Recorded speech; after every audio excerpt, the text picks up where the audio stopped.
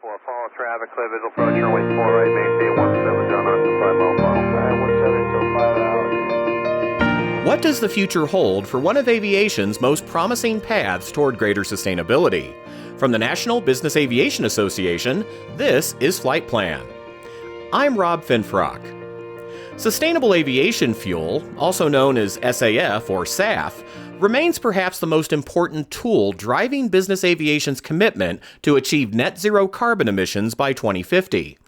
The industry has been aware of the benefits of SAF for some time now, but it's only been over the past few years that we've really seen availability of this fuel ramp up across the country and overseas.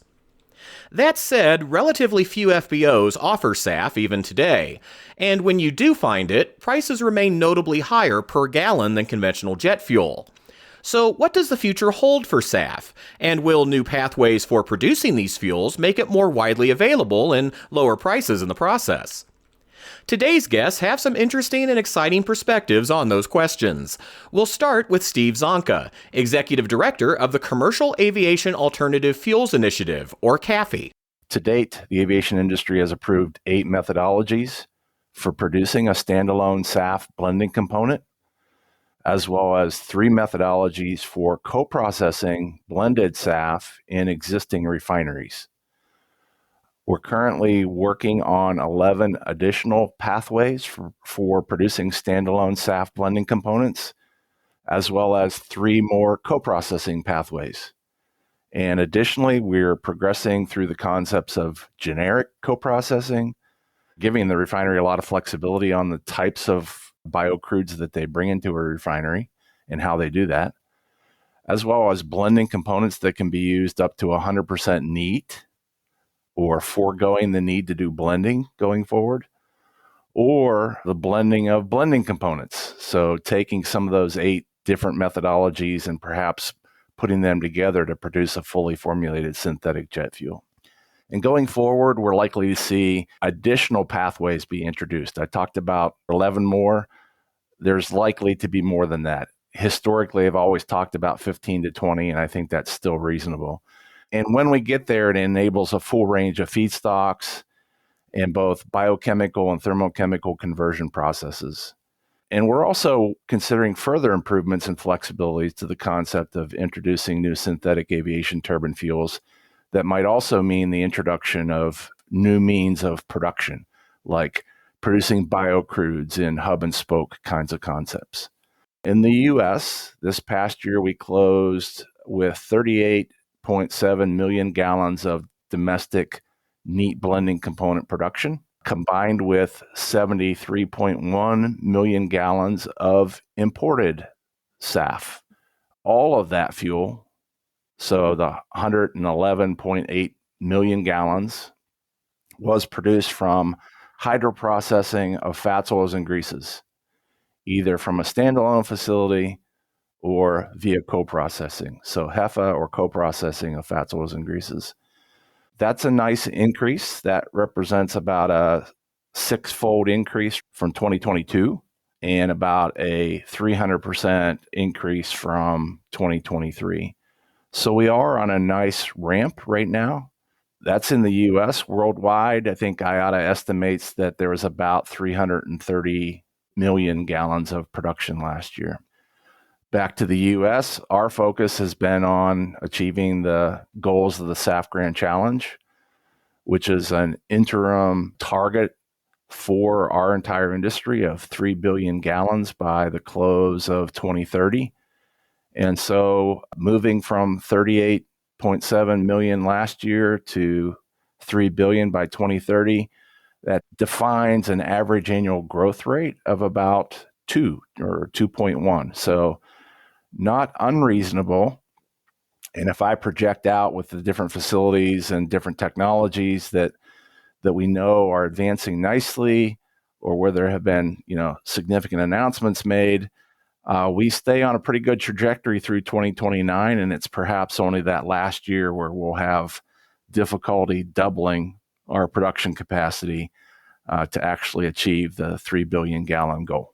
My next guest is Connor Madigan, founder and CEO of Aether Fuels, which aims to increase SAF production through using the Fischer-Tropsch process that enables use of additional feedstocks. The HEFA and related co-processing technology is a fantastic breakthrough for the SAF industry. And as Steve shared, it's really the main way we're making SAF today. The challenge there is just that there's not a lot of the fat, oil, and grease feedstocks that HEFA uses in the world. And if we use all those feedstocks globally to make SAF, we're still only looking at being able to make a few percent of global aviation demand. It's an important step forward, but it's still in a way a drop in the bucket. And so one of the big challenges facing the industry is how do we keep scaling beyond that limit? And that's how we get to these next generation technologies that convert abundant carbon feedstocks like CO2, biogas, agricultural waste, municipal solid waste, industrial off gases, all of these things that are available in a much higher volume than those fats, oils, and greases, but which are intrinsically lower value components. And basically, the way to think about it is it just takes a lot more work to convert those into a finished SAF fuel. But there's a lot of great progress over the last couple decades on technologies in that area. And one of those approaches that's actually been around for a long time is called Fischer-Tropsch. It's a technology where you first take your input feed and convert it into what's called syngas, CO, and hydrogen. And then you convert that syngas into hydrocarbons using the Fischer-Tropsch step, using some unique catalysts. And then finally, you take those raw hydrocarbons and you do what's called upgrading and turn them into SAF. So broadly speaking, what we do at Aether Fuels is we optimize, intensify, and simplify the Fischer-Tropsch process by innovating actually the step right before and after the Fischer-Tropsch synthesis step. And that's the step where you make syngas, and then the step after where you upgrade. We call that solution Aether Aurora, and it combines some novel catalysts, some novel equipment, and some novel process integration to really cut down on the CapEx, the cost of the plant, improve the OpEx by boosting yield and efficiency. And the last point I like to make, which I think is really important for the scaling challenge in the industry, is that our approach was designed from the beginning to be quite flexible in the type of streams that it can take in. So from a chemical standpoint, what that means is that at the front of our plant, we can take in any combination of light hydrocarbons, CO, hydrogen, and CO2, and efficiently convert all of those into our syngas that we then use downstream to make our hydrocarbons. And because we have that flexibility, that means that our technology is compatible with taking CO2 and hydrogen if you want to do e-fuels, with taking biogas if you want to use biogas streams or renewable natural gas, taking the output of a gasifier, which can be used to convert municipal solid waste or biomass into gas stream. And we can also even take industrial waste gases like off gases from chemical productions. So because of that flexibility, we're able to deploy our technology in more places and scale it up using whatever feedstocks are locally available. And that's really critical because in many cases, moving around waste carbon streams is expensive. And you really need to use the streams, the inputs where they're being produced or very nearby. And having all of this flexibility, what we kind of think of as being like a Swiss Army knife technology, allows us to go put the tech down in the place where that feedstock is available and make use of it, and use a completely different feedstock somewhere else where that's what's cost effective. Integrating SAF into existing fuel production and the utilization of waste components are other key aspects driving SAF availability. My third guest today is Alexei Beltikov, co-founder and CEO of Universal Fuel Technologies, which is addressing those challenges with what it calls flexiforming. One of the challenges that the SAF production industry is facing is the availability of feeds and the diverse nature of the feedstocks and the fact that they're all distributed and not necessarily available in large quantities in any one place. So that means that we have to put the conversion technologies that actually make SAF out of these feedstocks at the scale and at the site where these feedstocks are available. Much of that work, the heavy lifting, would be done by companies like the one Connor is representing. We are going to pick up where he leaves off, specifically, for example, from the Fischer-Tropsch technology as well as from HEFA technology. There's always this byproduct called naphtha, and I'm sorry it's getting slightly technical, but that naphtha has a limited use outside of a petrochemical industry. And so if your SAF production plant is not close to a petrochemical plant, then that naphtha is a fairly low value product. So we can, using our technology, pick it up and make it into the aromatic component of SAF that is otherwise lacking in both Fischer-Tropsch output and the HEFA output. And so in this way, the owner and operator of the main facility, whether it's Fischer-Tropsch or HEFA, they can then blend that aromatic stream coming out of our tech into their SAF stream and make a fully drop-in product. So this way, it's going to be fully fungible, obviously, after ASTM gives the approval and everything. It's going to be fully fungible and can be transported via regular pipelines and other means, put into the same storage, put into a plane, and so on. Steve, after hearing what Alexei and Connor's companies are bringing to the table, are we on the right track to drive greater SAF production?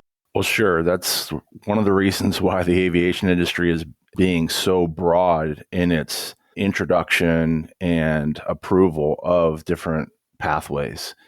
And so these two methodologies are just two of several, either of the existing pathways that could be slightly expanded to accommodate their technologies or completely new pathways.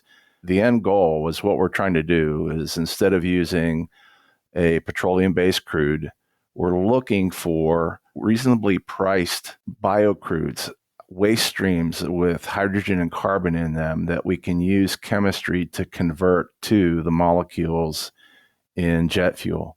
And everything that we're doing only produces the molecules that are in jet fuel. You know, our industry is not allowing these extraneous molecules to come into the process. So any one of these pathways that we've talked about as being approved or on the verge of being approved, they all do the same thing. They give us hydrocarbons in the jet fuel range.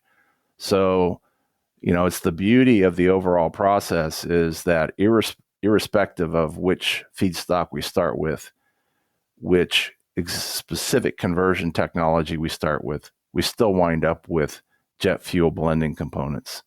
So it's the sum of all that's going to get us to, you know, the goal of replacing petroleum-based jet fuel. And we're looking forward to seeing all of those pathways come to fruition. And it's not just a matter, people ask me all the time, it's like, which one's going to win? Well, I'm sorry, it's not that simple. I think all of them are going to have some place to play because feedstocks are not ubiquitous around the world. And if you find yourself needing fuel in some austere location, you're going to look for the ability to produce the lowest cost fuel in that location. And it might be a very unique scenario. So we could wind up with, say, of a specific technology, you know, 1, 2, or 3 refineries of those around the world. They're taking advantage of the ecosystem, you know, where you want to produce fuel at.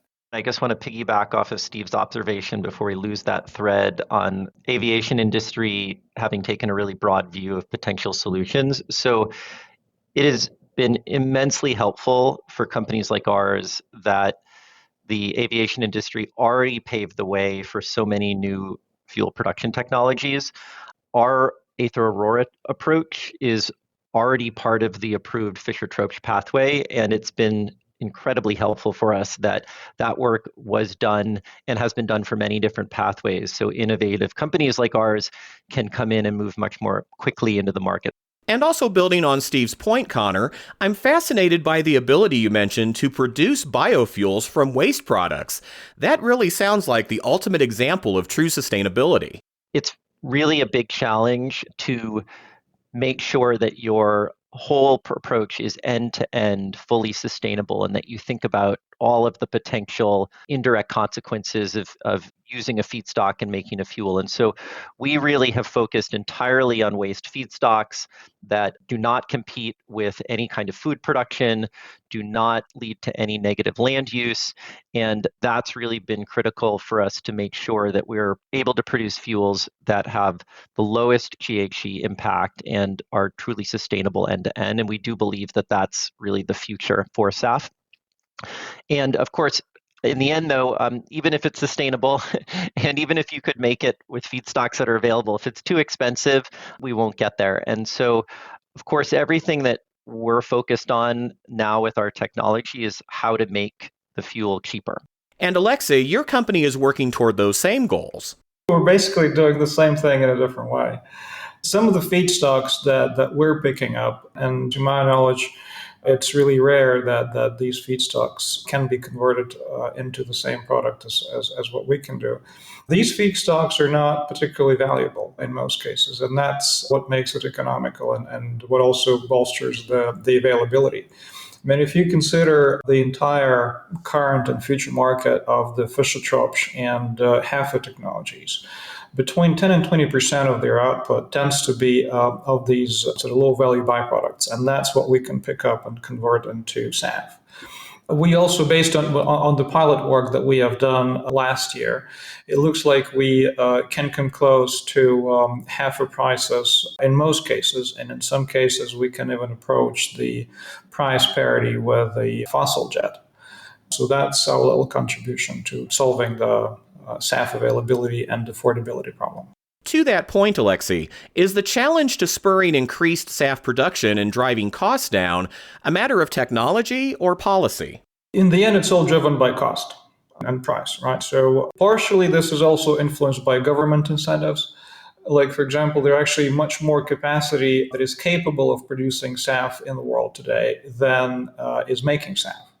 Because in many cases, the choice between making SAF and making renewable diesel, both of which are viable products from a HEFA technology, that choice is driven to a large degree by the government incentives. And if the incentives are skewed more towards renewable diesel, then that's what people are going to do, and that's what they're doing. Apart from that, it's a matter of having a feedstock at a decent cost, and companies like Ether obviously are at an advantage here because they can use literal wastes, and being very efficient with your conversion technology. I think one of the key things in the next stage of scale up for these next generation technologies is getting over the first of a kind production facility hurdle. And what I mean by that is that as we move out of the sort of technology demonstration stage, we need to translate these technologies into large production facilities and prove that they work at that full scale. And the hurdle that you encounter at that point is that you need to do a first plant at some point that is hundreds of millions or even can be $1 billion scale facility. And the joke my project development team always uses that everybody wants to be first to build the second plant. And because of that challenge, it can be quite difficult to get financing to assemble all the capital for that plant, because the risk is higher because it's first of a kind. So that means folks will want a higher return on their investment, but making these projects super profitable is still not so easy because the technology isn't at its fully optimized state yet. So that's a critical challenge. I'm confident that we're going to be able to get through it, but we do need a lot of tools to do it. There's various programs around the world to provide debt preferred pricing that's very helpful. There's a number of funds starting to be set up on the private equity world that are focused on doing first of a kind projects where they're getting more expertise, more knowledge to be able to better assess risk and price that risk. We're seeing the development of insurance products that are able to provide technology insurance for new technologies like these so that financing entities can get more comfort that if something doesn't work, they could still get some of their money back. And as you assemble all these pieces together, down to things like even developing supply chains for waste feedstocks. All of those pieces have to come together for these plants to be successful. But the good news is that we're starting to reach that point where you're now seeing the first projects start to get approved. You're starting to see the financing come in. And also what's good is that it's a global effort at this point. And so we're no longer dependent on any one country or one geography, so that even if there are variations from year to year in the specific regulations, if you stay flexible as a company, as we have, we can look to where in the world the projects are most sensible at the moment, use those projects to scale, and then, as I said, once you're doing the second plant, it's easy. But I think that's really that first of a kind hurdle from our view is really the biggest challenge in front of us. Steve, it sounds like we have some real momentum with expanding pathways toward making SAF more widely available and, of course, more affordable. I look at it as pretty much a balanced view. Yes, there's plenty of progress being made, but there are still plenty of challenges with respect to the big picture, right? The big picture is we're a 100 billion gallon a year industry. Business aviation uses about 2% of that. So it's a significantly large opportunity. And we continue to need lots of new and unique approaches towards delivering those kinds of volumes of fuel, either in terms of making feedstock available, new conversion technologies, getting these first facilities in the ground, giving confidence to off-takers with respect to long-term agreements to continue to facilitate their businesses, et cetera. So lots of good work, lots still remaining, and that's what we, CAFE, and a lot of others are focused on, is continuing to make real progress. Business aviation continues to play a significant role in driving the use of SAF and in other sustainability programs. Those efforts are also at the heart of Climbing Fast, an advocacy initiative showcasing not only our industry's commitment to sustainability and innovation, but also its importance to companies and communities of all sizes. Learn more by visiting climbingfast.com. And that's the latest from the National Business Aviation Association. Remember, you can subscribe to Flight Plan wherever you find your favorite podcasts, and you can find us on YouTube, or by downloading episodes directly from NBAA.org. I'm Rob Finfrock. Thanks for listening, and join us next time for a new episode of Flight Plan. Right base, sending out 3500. We got him inside, we're still on 170.